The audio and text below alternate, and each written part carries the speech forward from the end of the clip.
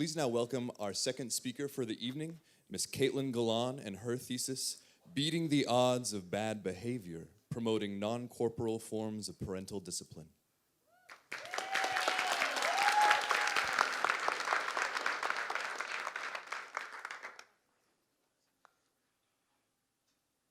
Chaos filled the house. A fight broke out between the hot-tempered children. The mother downstairs heard screams resounding in the high ceilings of the house. Feelings of annoyance, impatience, hurt, and sadness flooded her mind in a single moment. She clenched her fists, sprung out of her chair, and charged upstairs to settle the disagreement, knowing that some sort of punishment would be necessary to expose the bad behavior of her children. So, she decided spanking would be the best option.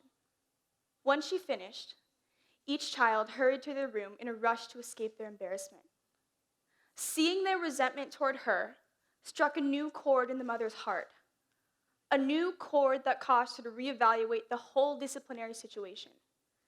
Did I choose the right form of discipline? Was spanking too extreme of a choice? Did the punishment fit the crime? Did I create more harm than good in the hearts of my children? She paused to ask herself. Oftentimes, parents are faced with a similar case to that of this caring mother I've described, hoping to raise their children into wise and thoughtful adults who obey authority. However, they're faced with the very types of questions this mother has paused to ask herself. Is there a right form of discipline? And if so, how should a parent go about administering it?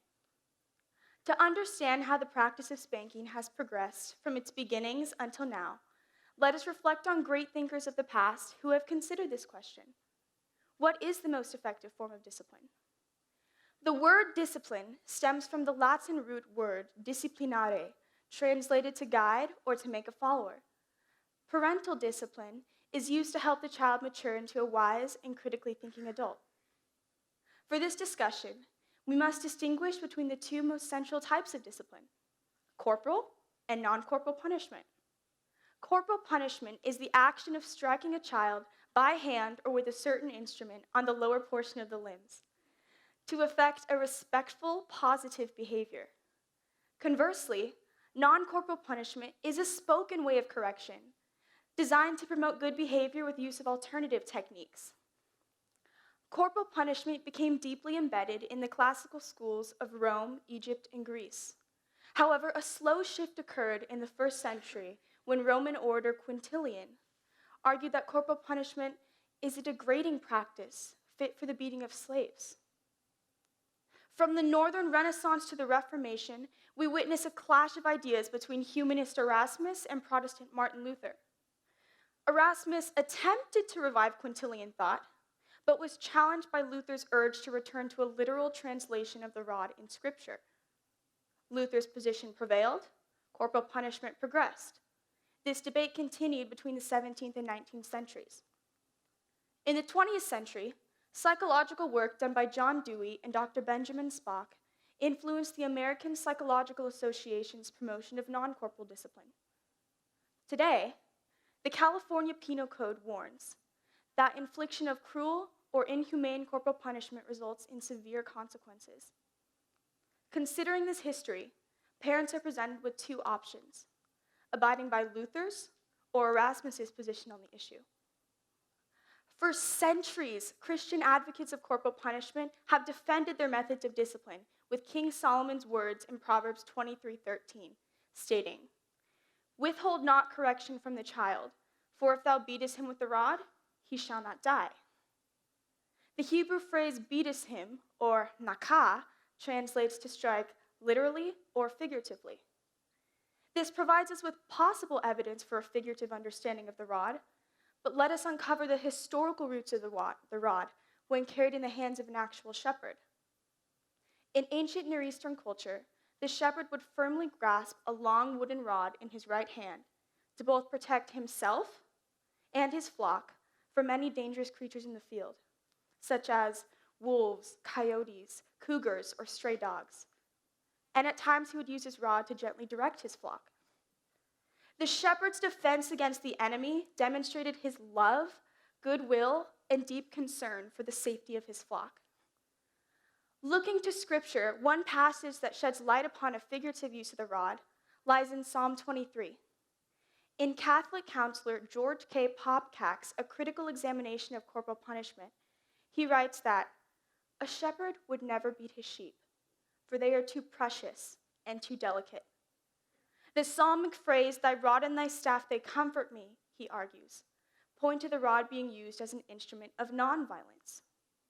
If we put the two side by side, we must recognize that the relationship between a child and a parent must be one of peaceful teaching, just as the relationship between a flock of sheep and its shepherd.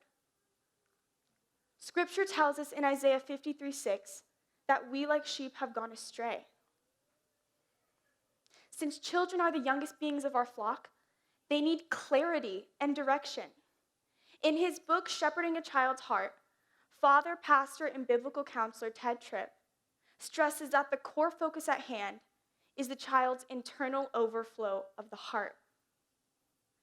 The child's heart, representing an inward emotional response, must be looked upon as the most pivotal part to assess during an act of discipline. With this comes intentionality. Intentionality is necessary in parenthood so that the parent can administer the most purposeful form of correction. Some beneficial strategies parents can implement without infliction of bodily pain include timeout, taking away privileges, disregarding mild behavior, teaching new skills, giving natural logical consequences. Additionally, I argue that the method of spanking is psychologically ineffective, potentially leaving children with severe emotional effects and harmful memories of the past.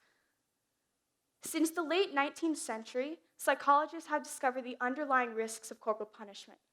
Some of these include increased child aggression, antisocial behavior, decreased quality of relationship between parent and child, increased risk of being a victim of physical abuse, decreased child mental health, and increased adult, criminal, and antisocial behavior. We must ask ourselves, if psychology has objectively proven these harmful effects of corporal punishment on children, then why are so many pro-spankers continuing to act against these scientific discoveries? In an article crafted for the Society of Science-Based Medicine, author Clay Jones uses qualified doctors certified by the American Academy of Pediatrics to argue that corporal punishment places children in greater danger of abuse. Due to a lack of uniform and clear definitions regarding physical punishment, Jones implores the parenting community to become more aware of what actually constitutes as abuse and what is considered acceptable. In support of Jones, let us choose non-corporal discipline. Pro-spankers often claim that infliction of corporal punishment may not necessarily lead to the abuse of my child.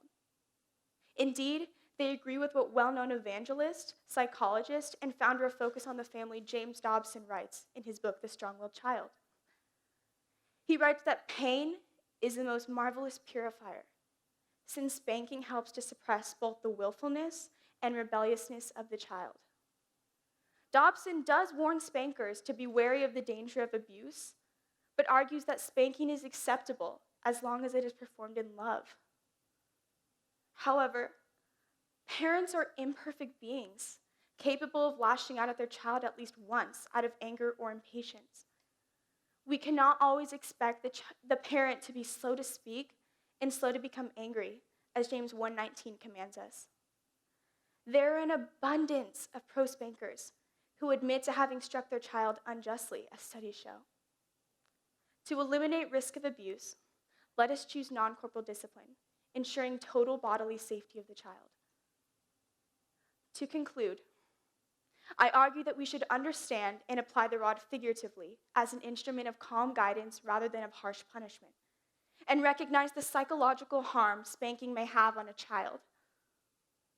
Parents, I direct my attention toward you. For God has assigned you to a weighty task of raising your children toward His truth and His goodness. As a community, we must recognize how crucial this duty is, and by no means accept it lightly. Recall the caring mother I described at the beginning of this presentation. Recall the feelings and the questions flowing through her mind. Did I choose the right form of discipline?